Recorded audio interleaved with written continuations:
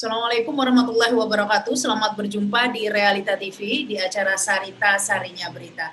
Kali ini kita menyoroti yang sudah berkali-kali dipermasalahkan banyak pihak ini ya, sudah digugat ke Mahkamah Konstitusi tentang presidensial threshold 20% yang dianggap sebagai biang ini, pembusukan demokrasi, biang celah untuk mencari presiden-presiden boneka oleh oligarki, begitu katanya ya, dan semua menganggap bahwa penyebabnya adalah presidensial threshold, di mana ini menyebabkan presiden yang terpilih adalah hanya orang-orang dari partai-partai besar yang sudah dimodali oleh oligarki, begitu, sehingga banyak yang menggugat ke Mahkamah Konstitusi, tapi sayangnya sudah berkali-kali digugat selalu ditolak, begitu ya. Yang terakhir ini adalah Partai Bulan Bintang oleh Yusril Iza Mahendra juga ditolak ya gugatannya, dan saya sudah terhubung langsung dengan Bang Yusril Iza Mahendra. Assalamualaikum Bang.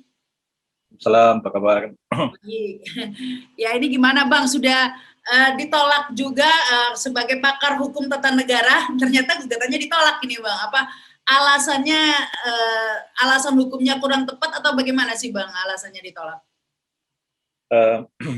Mungkin kita beda pendapat saja dan beda pandangan ya, semua kita belajar hukum dan tentu kalau pada level hakim konstitusi itu sudah mendalami filsafat hukum dan mendalami teori ilmu hukum dan juga mendalami teori-teori yang berkaitan dengan konstitusi. Ya, salah satu yang paling penting adalah bagaimana kita memahami dan bagaimana kita menafsirkan konstitusi itu sendiri.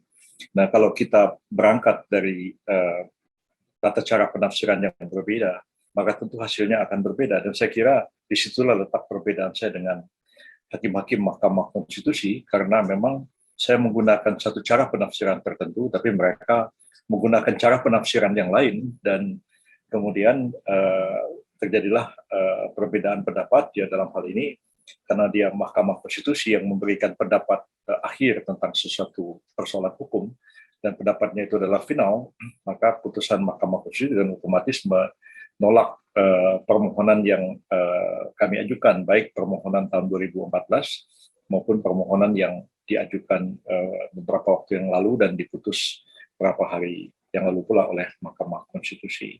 Jadi memang sebenarnya adalah terletak pada perbedaan penafsiran. Justru kalau saya boleh menilai, sebenarnya penafsiran saya lebih penafsiran hukum sebenarnya, tapi MK menurut saya penafsirannya justru penafsiran politik, bukan penafsiran hukum.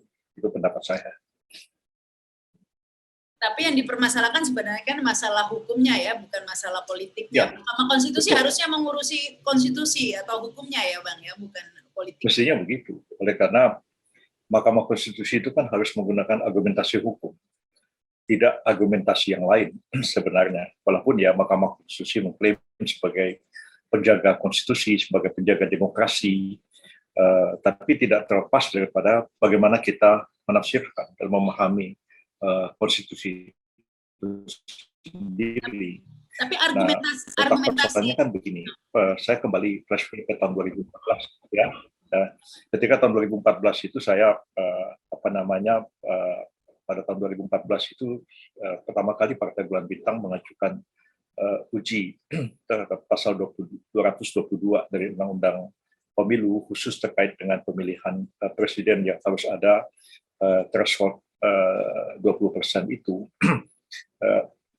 Saya berpendapat bahwa itu inkonstitusional oleh karena kalau digabungkan penafsiran pasal 1 ayat 2 tentang kedaulatan ada di tangan rakyat, kemudian pasal 6A UUD 45 itu tentang cara pengajuan pasangan calon presiden wakil presiden, dan kemudian pasal 22E tentang pemilu, khususnya pemilu DPR dan pemilu presiden. Kalau tiga pasal itu digabungkan dan ditafsirkan secara tematik dalam kaitannya dengan pemilihan umum dan pemilihan presiden, dan ditafsirkan secara sistematik dari awal sampai akhir seperti apa maksudnya, dan kemudian tafsir hermeneutik, yaitu tafsiran yang menggunakan pendekatan hermeneutika sebenarnya untuk mengkaji sebenarnya secara lebih mendalam apa maksud para penyusun UUD 45, bagaimana kita memahaminya, dan bagaimana kita menafsirkannya untuk keadaan sekarang dan masa depan.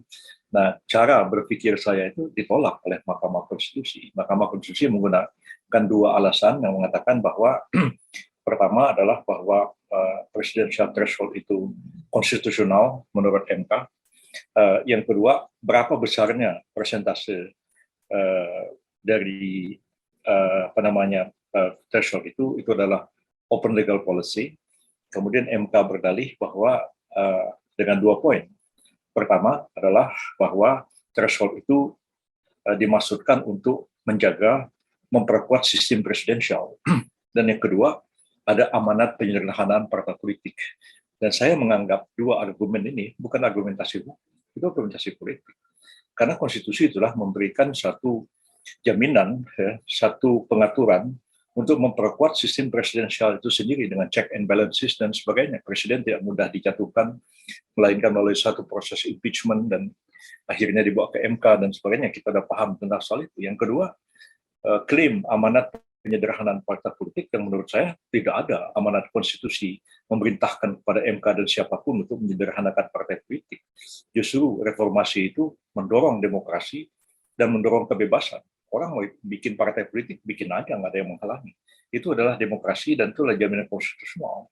Tapi kalau mau dibatasi partai politik itu, supaya ada presiden yang kuat, saya kira itu bukan argumentasi hukum. Itu justru adalah argumentasi politik yang dikemukakan oleh MK. Sudah ada mekanisme tersendiri ya untuk memperkuat presidential threshold tadi itu ya, bukan dengan cara membatasi partai politik tadi itu. Sebenarnya kan dulu awal kita merdeka tahun 45, orang mau bikin partai bikin aja, nggak ada batas-batasnya kan. Kemudian tahun 59 baru mulai dibatasi oleh Bung Karno dengan Perpres penyederhanaan partai politik. Lalu kemudian zaman Pak Harto baru dibatasi parpol hanya 3. Bahkan istilahnya 2 parpol 1 Golkar. Tapi zaman reformasi 99 orang menginginkan kebebasan. Dan saya waktu itu dipanggil oleh Pak Habibie sebagai asisten Mensesnek pada waktu itu, oleh Pak Habibie sebagai presiden untuk mendraft RUU tentang partai politik. Ya. Saya draft lah yang substansinya seperti undang-undang parpol yang ada sekarang, tidak begitu banyak berbeda. Partai itu didirikan oleh sejumlah orang, 50 orang, datang ke notaris, diaktekan, kemudian didaftarkan ke Kemenkumham, kemudian disahkan untuk menjadi sebuah partai politik.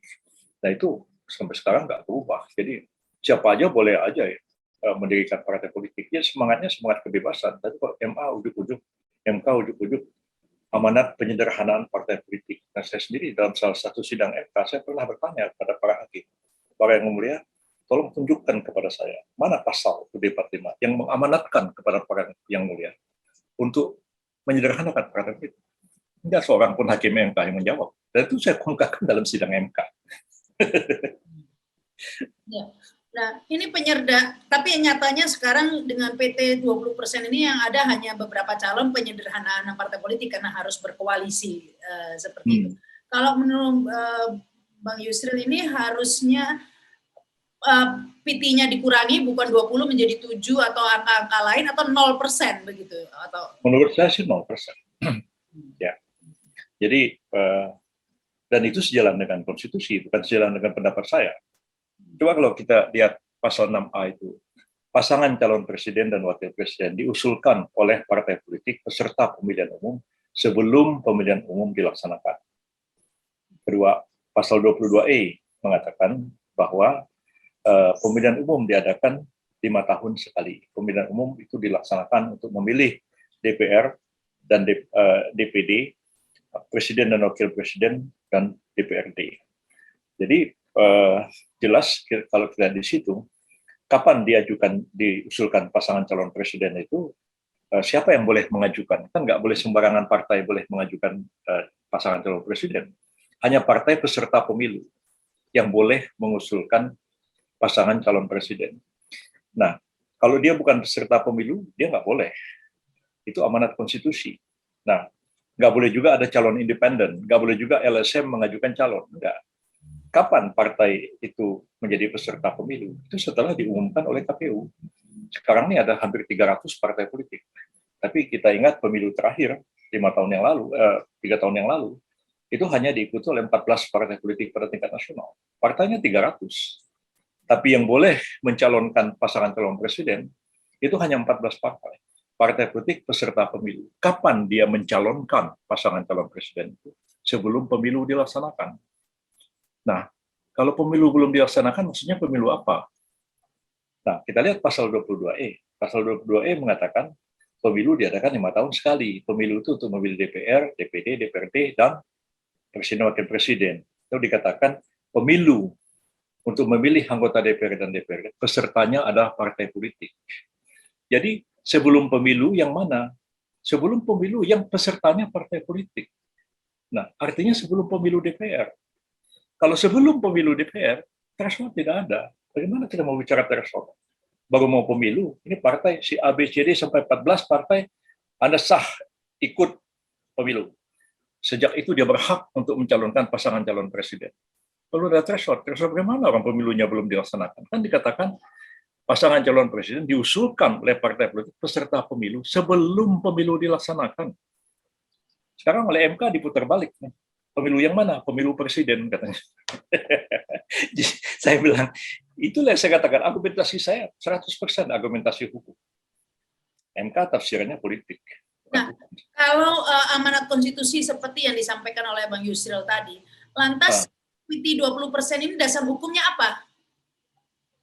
20% itu dasar hukumnya ada undang-undang. Undang-undangnya dibuat sendiri oleh DPR dan oleh presiden bersama-sama.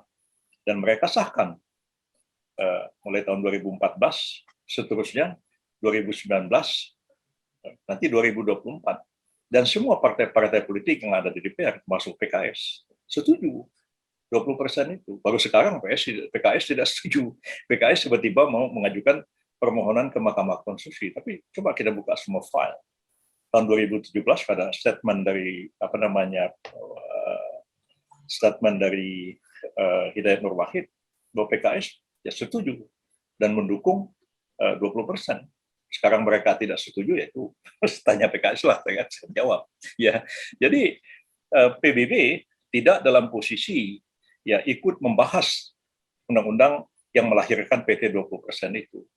Nah, partai-partai yang lain ikut membahas. Jadi tanggung jawab mereka sebenarnya. Dan ketika kemarin mau diajukan RUU pemilu yang baru, amandemen, pemerintah dan DPR sepakat tidak akan mengubah undang-undang pemilu. Berarti threshold tetap 20%. Nah, 20% itu dibuat oleh DPR dan Presiden. Nah, MK mengatakan itu konstitusional, bukan tidak konstitusional. Nah, berapa persentasenya 20% kah, 15% kah, 10 atau 5% kah? MK mengatakan itu open legal policy. Itulah kebijakan pembentukan hukum yang bersifat terbuka oleh pembentuk undang-undang. Jadi MK nggak mau nilai, mau 20% kah, mau 50% kah, itu open legal policy. Kata MK nggak boleh dinilai. Nah, saya berpendapat ya bahwa threshold itu inkonstitusional. Dan yang kedua, persentase apapun yang dibuat tidak bisa dikatakan itu open legal policy. Open legal policy apapun juga ya itu harus dapat diuji oleh MK. Bahkan menurut saya kedua-duanya itu open legal policy. Karena threshold tidak ada, Undang-Undang Dasar tidak pernah memerintahkannya. Jadi dibentuk threshold. Ya, artinya open legal policy-nya DPR dan Presiden. Presentasi 20%-nya juga open legal policy. Nah, menurut pendapat saya, Mahkamah Konstitusi ya yang berwenang untuk menguji undang-undang terhadap undang-undang dasar, ya dia bisa menguji apa aja, setiap produk undang-undang. Jangan mengatakan, oh ini open legal policy, kita nggak boleh menguji. Saya kira nggak ada dasarnya untuk mengatakan seperti itu. Bagi hakim MK sebenarnya. Saya nggak jadi hakim MK karena saya nggak mau aja dari dulu jadi hakim MK, itu masalah. Ya, tapi kalau kenyataannya seperti ini ya Bang Yusril, kan ya kalau keputusan MK itu kan nggak bisa dibanding ya. Tapi apakah tidak terbatas bisa digugat balik lagi oleh pihak lain, oleh partai lain begitu, tidak ada batasan? Kalau partainya ikut membahas RUU itu dan menghasilkan persentase 20% itu, oleh MK dia nggak diterima kalau dia menguji ke Mahkamah Konstitusi. Nah, jadi MK mengatakan Anda kan ikut membahas di DPR dan pada itu Anda setuju.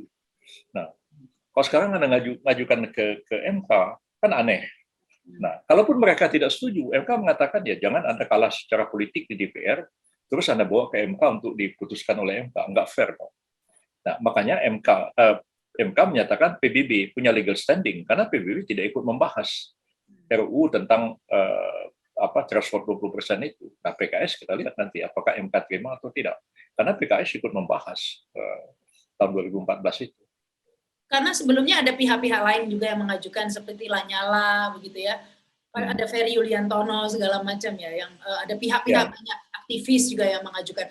Apakah mereka juga tidak punya legal standing karena alasannya seperti itu, Bang? Mereka punya legal standing, tapi permohonannya ditolak oleh Mahkamah Konstitusi. Kalau tidak punya legal standing, MK tidak akan periksa materinya.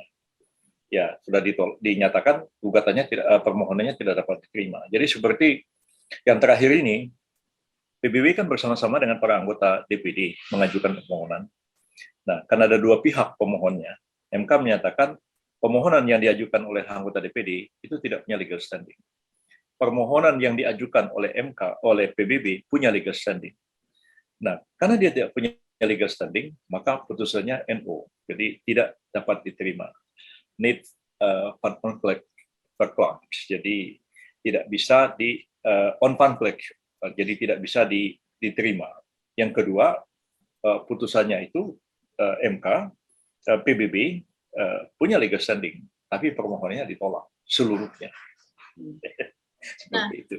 Nah, ini selain PBB, siapa lagi yang bisa mengajukan? Apakah perorangan, individu, aktivis dan lain-lain juga boleh mengajukan judicial review ini ke Mahkamah Konstitusi meskipun berkali-kali ditolak? Boleh aja, tapi dia harus mendalilkan bahwa pasal itu merugikan hak konstitusional yang ada pada dirinya. Misalnya, Undang-Undang Dasar mengatakan setiap orang mempunyai kedudukan yang sama di hadapan hukum. Setiap orang mempunyai hak untuk memajukan kehidupan individualnya. Kalau dia bilang, saya punya keinginan untuk menjadi calon presiden. Dan sudah ada partai yang mau mencalonkan saya. Ya. Tetapi, ya, saya tidak bisa mencalonkan karena terganjal 20%. Karena itu saya mohon MK untuk membatalkan 20%. Bisa. Ya. Walaupun sekarang ini belum ada pengumuman pasti partai peserta pemilu sekarang sudah ada menurut undang-undangnya ya, yaitu partai yang lolos threshold kemarin itu langsung mereka tanpa verifikasi administrasi dan faktual lagi, tapi juga belum resmi dinyatakan sebagai peserta pemilu. Tapi dia bisa mengatakan setidak-tidaknya saya potensial untuk bisa jadi calon presiden. Dan ada partai ABCD yang potensial mencalonkan saya. Tapi kemungkinan, dia bilang, ya saya tidak terganjal karena ketentuan 20% itu. Jadi hak konstitusional itu bisa nyata-nyata dirugikan, atau paling tidak secara potensial itu diperkirakan dengan pikiran yang nalar yang wajar, ya itu bisa terjadi. Dia boleh. Tapi kalau orang yang individual tidak punya alasan mengatakan bahwa ada hak konstitusionalnya dilanggar oleh undang-undang, ya dia nggak bisa mengajukan permohonan itu ke MK. Tidak setiap orang ya, hanya yang punya legal. Tidak setiap orang. Dia harus buktikan bahwa dia ada kerugian konstitusional yang terjadi pada dirinya dengan akibat berlakunya satu norma undang-undang. Baru dia bisa punya baru dia bisa mengajukan itu. Nah, PBB, saya mengatakan PBB partai politik yang sah, ya, terdaftar, dan PBB akan menjadi peserta pemilu, dan kemungkinan besar akan jadi peserta pemilu. PBB kemungkinan akan ikut pemilu, tapi kecil kemungkinannya PBB akan mendapat 20%. Jadi, padahal kami berhak dong mengajukan calon presiden. Karena itu kan meminta pasal 222 tentang PT 20% itu dibatalkan. Nah, makanya PBB punya legal standing mengajukan permohonan, tapi argumen PBB ditolak seluruhnya oleh Mahkamah Konstitusi. Tapi Bang Yusri, saya yang 2014 itu saya yang nulis sendiri itu, yang menggabungkan pasal 1 ayat 2, pasal 6A dan pasal 22E. Kalau yang belakangan ini kan kita suruh Pak Denny Indrayana dan kawan-kawan untuk menulis argumentasinya yang berbeda sama sekali dengan argumentasi yang saya buat tahun 2014. Hasilnya sama aja, ditolak oleh MK. Tapi ini Bang Yusril, pasal yang sama, yaitu yang mengatur tentang PT 20% ini di judicial review berkali-kali begitu ya oleh banyak pihak, dan berkali-kali juga ditolak begitu ya. Dan ini tidak ada batasan, masih terus ada kemungkinan berkali-kali lagi begitu judicial Ya review? bisa aja nggak ada akhirnya, terus saja diuji sampai suatu ketika barangkali hanya ada dua kemungkinan, DPR dan Presiden mengubah ketentuan pasal 222 itu, atau barangkali hakim-hakim MK berubah pikiran, atau hakim MK berganti dengan hakim yang baru. Di antara 9 hakim MK sekarang kan cuma 2 orang yang tidak setuju dengan PT 20% itu, Pak Saldi dan Pak Suartoyo. Yang lain-lain setuju. Nah, kalau yang 7 orang itu berganti dengan hakim yang baru, siapa tahu hakimnya itu punya pikiran yang berbeda, atau hakimnya sama, tapi barangkali entah dia sholat istikharah atau apa malam-malam terus dapat petunjuk begitu kalau orang Islam. Kalau dia orang klinik barangkali ya dia dapat wangsit atau apa kemudian diubah, ya bisa aja terjadi. Jadi apa ya, menjadi pertanyaan juga, sangat tidak etis juga begitu ya, ketika ini sudah jelas yang membentuk undang-undang ini adalah pemerintah, which is presidennya itu adalah Jokowi dengan DPR, dan yang kemudian menguji ketua Mahkamah Konstitusinya adik iparnya begitu. Ya, dulu waktu tahun 2014 saya mengajukan permohonan itu resmi PBB, dan ketua MK-nya Hamdan Zulfa. Hamdan Zulfa-nya anak buah saya. Dia orang PBB. Ya, jadi dokter, saya pemotornya. Tetap aja ditolak oleh MK. Jadi mau ngomong apa kita? Saya juga nggak bisa suruh Hamdan, dan kamu lulusin ya. Saya juga nggak mau seperti itu. Saya objektif aja. Gitu. Ya, tapi dengan konflik kepentingan seperti ini berkali-kali itu orang juga mempertanyakan juga kan Bang Yusril, kan jadinya ada konflik of interest juga kan? Iya, menikmati. Barangkali PDIP menikmati. Jokowinya sih mungkin tidak. Yang mungkin Jokowinya kan oleh aturan yang ada sekarang kan nggak bisa 3 kali.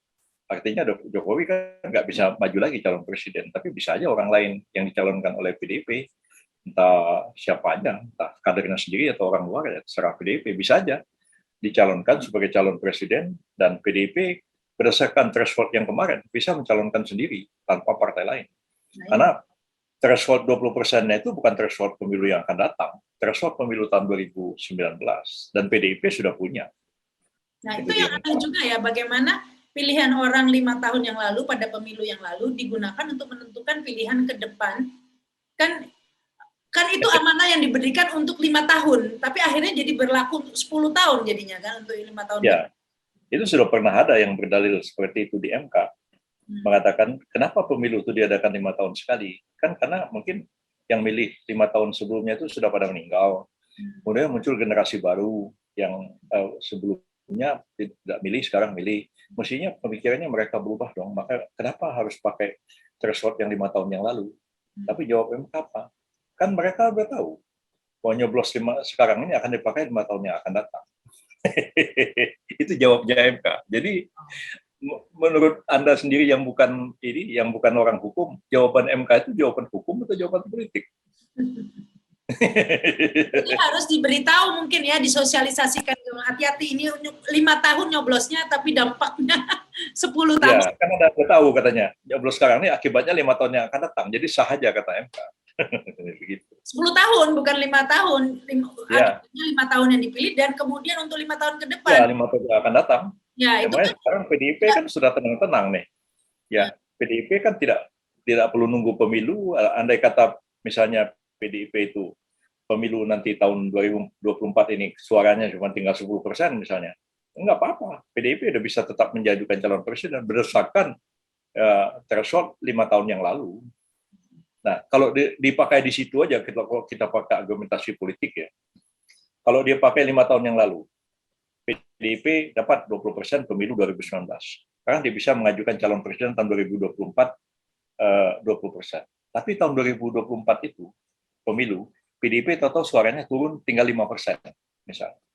Jadi di mana memperkuat sistem presidensial yang dikemukakan oleh MK itu? Nggak ada. Jadi saya terus terang aja ya, saya tuh udah kehabisan ilmu menghadapi MK dalam menghadapi threshold ini. Kecuali saya besok jadi profesor sekali lagi, dikukuhkan jadi profesor HTN sekali lagi, tapi ilmu saya sekarang. Tiap hari saya belajar hukum, belajar filsafat, teori. Enggak apa ya? Argumentasi mereka apa ya? Enggak ketemu saya. Apa ya? Tapi banyak mereka yang kemudian beralasan ya presiden threshold ini diperlukan untuk membatasi jumlah calon karena kalau banyak nanti akan jadi banyak putaran, berputar-putar dong pemilunya. Enggak, seberapapun banyak calon tetap cuma 2 putaran.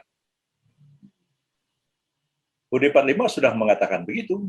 Kalau calonnya itu ya ada katakanlah 30 pasang. Nah, maka pada waktu putaran pertama tidak ada calon yang mendapat 50% lebih suara di lebih setengah provinsi. Nah, jadi harus ada putaran kedua, dan putaran kedua itu yang memperoleh suara terbanyak pertama, suara banyak kedua.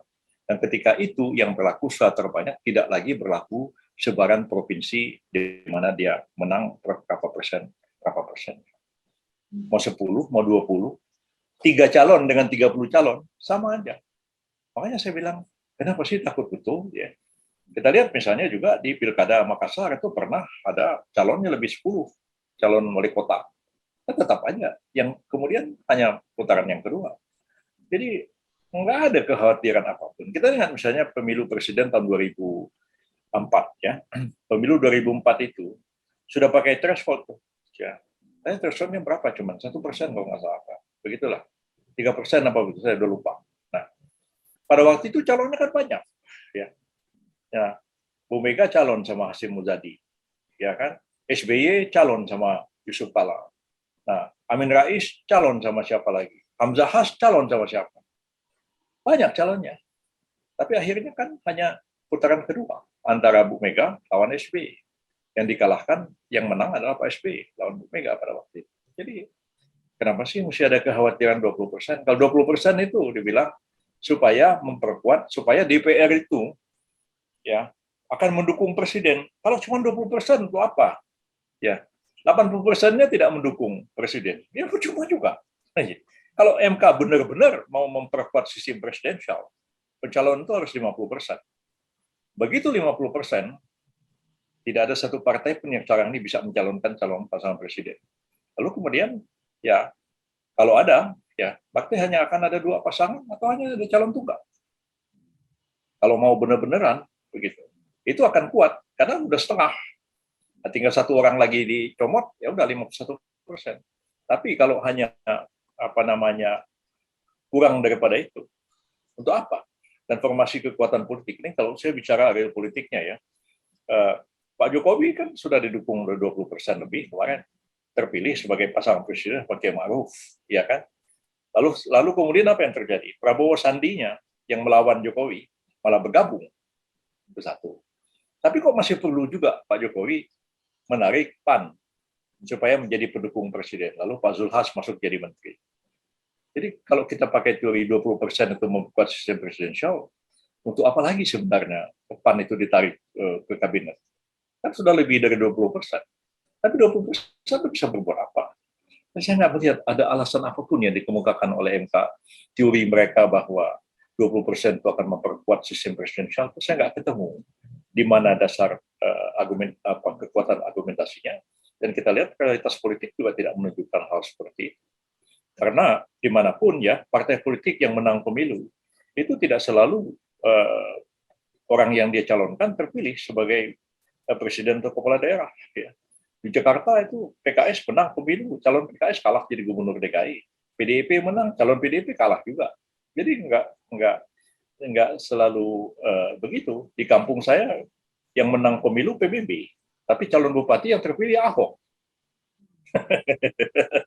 Jadi bagaimana? Jadi nggak ada korelasinya, ya. Karena memang sistem, kecuali misalnya pemilu itu langsung rakyat, nanti yang milih presiden atau kepala daerah itu badan legislatif. Nah itu ya. Tapi kalau dua-duanya dipilih langsung oleh rakyat, bisa swing voter. Orang yang mendukung partai A, ya belum tentu ketika pemilihan bupati dia akan memilih bupati yang didukung oleh partai A itu. Bisa aja dia memilih orang lain. Nah, kalau serentak ya bisa jadi sih kalau serentak, tapi ya hanya kemungkinan saja, tetap aja akan ada perbedaan. Nah, kalau pengalaman pemilu kita serentak yang kemarin kan orang seperti lupa tuh pemilu legislatif, karena perhatian orang pada pemilu presiden. Nah, itu yang terjadi dalam pemilu serentak kemarin. Makanya ada Partai Gelora kemarin yang mengajukan permohonan ke MK agar partai dipisahkan lagi, pemilu dipisahkan lagi antara pilpres dengan pileg. Tapi ya ditolak oleh Mahkamah Konstitusi. Itu yang terjadi. Ya, kalau alasan-alasan Mahkamah Konstitusi untuk menolak ini memang mungkin susah diterima dari segi hukumnya begitu bagi Bang Yusril juga banyak pihak. Politiknya juga susah diterima, apalagi hukumnya. Nah ya, tapi apakah Bang Yusril juga ya sebenarnya tahu lah, kita bisa melihat alasan sebenarnya di balik itu. Kalau alasan hukum mungkin tidak ada, tapi alasan politik sebenarnya itu seperti apa kalau menurut Bang Yusril? Saya nggak bisa membaca arahnya. Ya. Kalau dikatakan punya motif politik ya MK itu bukan orang politik ya. Sekarang udah nggak ada orang partai di MK. Dulu ada orang Palguna misalnya orang PDIP, Hamdan Zulfa orang PBB, ada Akhil Mukhtar orang Golkar dulu kan. Tapi sekarang 9 hakim MK itu nggak ada yang berlatar belakang partai politik. Atau Palguna masih jadi anggota? Enggak juga kan. Nah, jadi sebenarnya sudah bebas daripada kepentingan politik seperti itu. Kalau saya sih menduga MK ini kaku aja. Karena putusan sebelumnya sudah begitu banyak menyatakan pendirian MK itu seperti ini.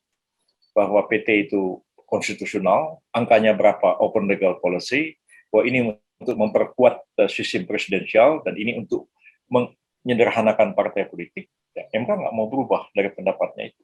Ya, sudah seperti itu pendapatnya. Ya, jadi itu, ya mau bagaimana? Menurut saya Bang Yusril terlalu berbaik sangka itu ya. Ya, kita semua tahu lah alasan sebenarnya apalah Bang Yusril ya. Karena kan ya. PT 20% ini kan ya tadi itu sebagai jalan bagi oligarki kan untuk iya, menciptakan presiden boneka tadi saya bilang. Saya sudah tahun 2014 bicara tentang oligarki itu ya, sekarang orang ramai-ramai teriak. Saya bilang hati-hati ini, demokrasi ini bisa berubah menjadi oligarki dengan putusan Mahkamah Konstitusi sekarang ya, dan saya kira ya yang terjadi ya seperti itu. Ya sulit kita mengharapkan ada orang yang sebenarnya cerdas, pintar, dan komitmen tinggi menyelesaikan persoalan-persoalan bangsa, dan dia tahu bagaimana menyelesaikan persoalan-persoalan negara itu bisa terpilih jadi presiden. Susah di negara kita ini, karena memang sistem itu yang dibuat seperti itu. Memang sayang juga sih, negara begini besar ya, punya potensi yang luar biasa, kekayaan alam yang luar biasa, sangat strategik, bisa jadi bangsa maju. Tapi kan bangsa-bangsa lain tidak akan pernah menginginkan adanya pemimpin yang kuat, ya. Apalagi pemimpin itu Islam. Wah, itu sangat mengkhawatirkan. Mahathir aja yang nggak begitu kuat, Islamnya udah dikhawatirkan orang, Anwar Ibrahim juga begitu.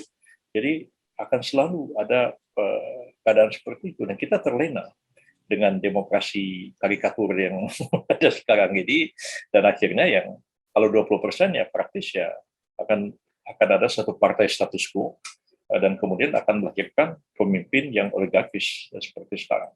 Jadi saya kira itu lonceng kematian bagi demokrasi sebenarnya. Kalau prediksi Bang Yusril ini dengan akhirnya kan sudah ditolak ini PT 20%, kemungkinan besar juga nanti ada judicial review yang lainnya juga bakal ditolak lagi begitu permohonannya. Nah, prediksi Bang Yusril nanti jadi seperti apa pemilu 2024 ini? Akan calonnya itu akan menjadi seperti apa? Ya, yang sudah pasti PDIP akan mencalonkan pasangan calon presiden, dan tanpa dukungan dari partai lain pun mereka bisa. Dan kemudian baru-baru ini sudah satu statement dari kalangan PDIP, ya, Pak Hasto, yang mengatakan bahwa Bu Mega sudah tegas mengatakan tidak mau berkoalisi dengan dua partai Demokrat dan PKS, gitu kan. Nah, tinggal dengan siapa dia akan berkoalisi, karena bagaimanapun di negara kita ini ada dua kekuatan politik besar, kekuatan politik nasionalis dan kekuatan politik Islam. Yang kedua-duanya itu tidak bisa berkuasa sendiri. Islam nggak bisa berkuasa sendiri, nasionalis juga tidak, ya. Dan dia harus bersama-sama. Nah, jadi dengan siapa PDIP ini akan berkoalisi untuk dalam menghadapi pemilu 2024, ya tentu dari kalangan partai Islam yang bagaimana, misalnya dulu tahun 2004 ya, bukan 2004 ya, tahun 2000 2001 ya, pada waktu itu kan pada waktu pemilu 99 kan calon presiden kan cuma 3 orang, ya kan? Bu Mega, Gus Dur, sama saya, 3 orang. Saya disuruh mundur, ya udahlah, saya mundur. Hanya terpilih Gus Dur. Waktu Gus Dur jatuh, itu semua tokoh-tokoh itu datang ke rumah saya tiap hari, minta supaya saya jangan maju. Nah, akhirnya yang disuruh maju siapa? Hanya Hamzah Has. Ya udahlah, saya bilang, saya ini kalau mau maju kok diganjel terus, sudah diganjel sama Pak Amin, karena ganjel lagi. Ya, PDIP pada waktu itu Bang Taufik Kemas almarhum juga ngomong ke saya, Ril, nggak bisa ya, PDIP nggak bisa kuasa sendiri. Ya, Bapak kamu dengan Bapak saya kan sama-sama orang Masyumi, ya, udah paham lah. Ya, PNI dengan Masyumi itu selalu kerjasama. Ya, PDIP dengan Partai Islam. Nah, sekarang PDIP akan ajak Pak Hamzah. Tapi you masuk ke dalamnya, jangan you nggak ikut. Itu yang terjadi. Nah, terus Bu Mega telepon saya, adik kembali lagi lah jadi Menteri Kehakiman. Itu terjadi tahun 2001, ya 2001, 2002 ya, lupa saya. Bu Mega pada waktu itu terpilih otomatis menjadi presiden dan Pak Hamzah maju sebagai calon wakil presiden. Nah, terakhir pun walaupun Pak Jokowi itu bukan merupakan tokoh sentral di PDIP, tapi yang karena potensinya bakal menang dan yang membiayai juga ada begitu, lalu kemudian PDIP mendukung Pak Jokowi. Maka yang orang keduanya dipilih dari kalangan Islam, ya Pak dipilihlah Yusuf Kala, dipilihlah Pak Ma'ruf Amin. Nah, jadi ke depan ini siapa dari kalangan Islam yang bisa dianggap bisa bekerja sama dengan PDIP, dan itu yang mungkin terjadi dalam pemilu tahun 2024, walaupun sudah ada formasi lain. Bang Yusril mungkin. Bang Yusril mungkin. Kalau saya sih nggak tahu lah, ya berat lah kalau saya sih. Ya, jadi saya menyadari bahwa orang seperti saya banyak negara-negara lain tidak akan suka. Ya, dulu dikatakan Yusrilnya harus dihabisi. Itu saya baca di dokumen WikiLeaks ya. Begitu banyak operasi intelijen dilakukan, saya itu dihabisi karena dianggap saya itu Ahmadinejad ya, pada waktu itu presiden Iran ya, Ahmadinejad yang menakutkan Barat. Jadi kecil kemungkinan bagi saya karena selalu ada anggapan seperti itu. Bukan saya tidak mengerti dan tidak mampu jadi presiden gitu. Saya yakin saya mampu. Saya cukup lama di kader di sana, itu udah paham apa yang harus dikerjakan oleh seorang presiden. Tapi ya tentu apalagi PBB-nya partainya kerdil terus kan, partai kecil yang nggak bisa apa-apa. Jadi jangan jadi peguk merindukan bulan kata orang nanti. Dengan kondisi PT 20% ini kemungkinan besar hanya 2 calon begitu? 2 calon lagi sebelumnya? Kemungkinan akan begitu lagi, 2 calon. Nah, 2 calon ini yang dikhawatirkan itu akhirnya nanti jadi calon, jadi kayak sepak bola gajah lagi kan, banyak mengatakan 2019 kemarin sebenarnya sepak bola gajah begitu ya, hanya untuk mengganjal calon-calon lain kemudian. Iya. Dan dengan PT 20% itu kan sudah terjadi dalam sejarah kita. 2 kali pemilu, ya orang yang sama bertarung. Prabowo lawan Jokowi. Nah, kalau Jokowinya ini ketiga kali masih dimungkinkan menjadi calon presiden, barangkali akan terulang lagi. Ya, Gerindra dengan teman-temannya bisa 20%, PDIP 20%, bisa 3 kali pemilihan presiden itu lagi. Dan yang agak mengherankan saya adalah justru pada waktu pemilu itu begitu keras perlawanan 2 kelompok ini ya, maka sudah keluar fatwa bahkan ada artis mengatakan bahwa kalau calonnya ini kalah nggak ada orang menyembah Allah lagi dan sebagainya ya. Tapi begitu Jokowinya menang ya, Prabowo sama Sandinya ya bergabung di anggota kabinetnya Jokowi. Itu sebenarnya agak susah dimengerti oleh etik politik ya, tapi dalam kenyataannya itu terjadi.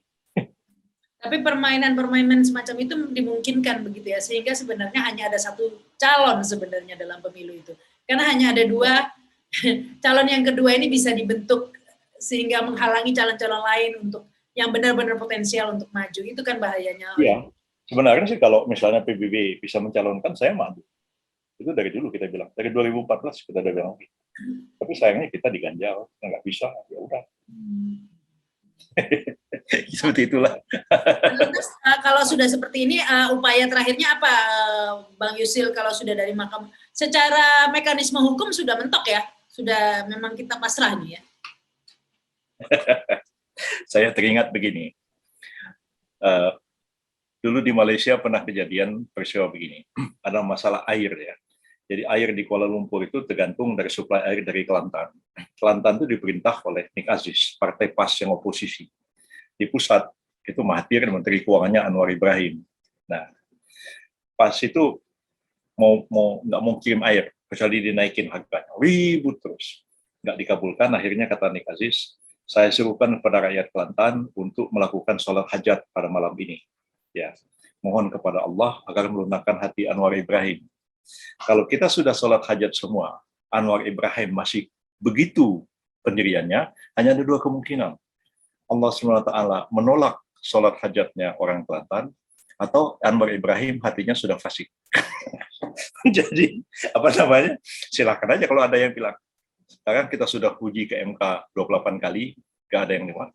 Nah, kita sholat hajat aja, nah, Allah apa mengabulkan atau tidak dikabulkan. Ya, tinggal itu aja. Dan kalau tidak dikabulkan, kemungkinannya 2 itu tadi. 2 itu tadi. Kayaknya nggak perlu susah-susah memikirkan apa kemungkinan yang kita tahu itu. Baik, mudah-mudahan ini bisa ada akhirnya yang pasti ya. Mungkin sholat hajat gitu ya. Untuk mengakhiri ini mekanisme yang seperti jebakan Batman ini ya, Bang Yusril ya. Kita tidak bisa keluar, dijebak dengan sistem yang kemudian membatasi munculnya tokoh-tokoh baru yang potensial untuk bertarung dalam pilpres gitu ya. Baik, terima kasih ini Bang Yusril. Kita nantikan saja nih apa masih ada gugatan-gugatan atau permohonan-permohonan lain sampai kapan ya, diikuti saja, yang pasti kita akan pantau terus. Terima kasih Bang Yusril sudah bergabung di Realita TV. Ya, terima kasih juga yang sudah menyaksikan tayangan ini. Saya Rahma Sarita, jangan lupa subscribe dan komen. Wassalamualaikum warahmatullahi wabarakatuh. Sampai jumpa. Waalaikumsalam warahmatullahi wabarakatuh.